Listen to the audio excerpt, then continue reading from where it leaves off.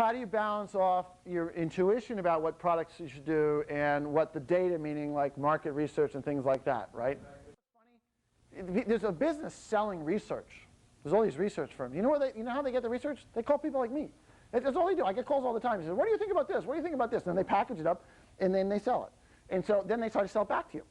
Right? You know, it's like, it's not just me. I mean, not just me. I mean, you know, they call all the industry people, and they ask them what they think, and then they package it up, and it's like, you know.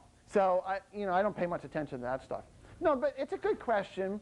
There are times when market research is really valuable and it tells you things, and then there are times when you just have to totally ignore it and do what you think is right. And I'll give you some examples of both if you want. In the Palm Pilot example, after the failure of the Newton and the Zoomer, which was our first PDA, after those products failed, Little Palm was the only one out and actually did some market research. We called up the people who bought Newtons and bought Zoomers, and we said, why did you buy it? What were you hoping it was going to do? Now that you don't like it, what did you think it was going to do? I'm serious. We would just ask them this question. And they say, oh, I hated the thing, blah, blah, blah, blah. I said, well, okay, but you did shell out some money for it, so did you have any expectations about what it was going to do for you? And we actually got some really interesting information. This is a case where market research really worked. They said, you know what, I just hoping to organize my life.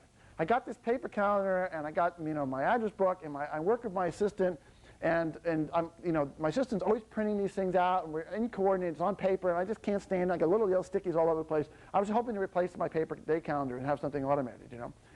And we heard that over and over again. No one said, well, I was hoping to have some intelligent agents to, to control my life. No one said that. It was like, I had a paper calendar, you know.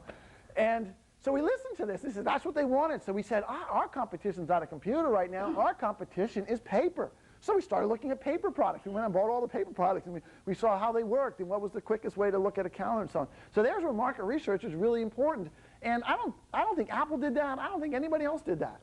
So that was a good example. Another case where it really didn't make any work at all is, take, for example, in graffiti, which is the text entry thing I designed for at Palm. And I said we need to have text entry. You can't have a computer without text entry. So, and I said, that's a given. We have to solve this problem. There must be a solution. And people were trying to do regular handwriting recognition, and it didn't work, and I didn't think it was ever going to work. And so I said, that's not the solution. So then I made this sort of intuitive leap. I said, look, people don't mind learning how to use a keyboard. It's really hard to use a keyboard. Think about it, 101 keys for 26 letters. I mean, and you have to sit there for months learning how to type and so on. People do this. It's crazy. So why can't I give them something they have to learn? And it only takes 15 minutes. Why wouldn't they learn that? And everyone said, oh, you're nuts. No one's going to learn how to do this. It's crazy. And we did research. We talked. We had interviews. We did focus groups. Everyone said, this is the stupidest idea we ever heard. I said, we're going to do it anyway. Because my intuition said it didn't matter what people thought. It's what they do. I'm saying they do this. They learn things. They like to learn things. And as long as it works, they're happy with it.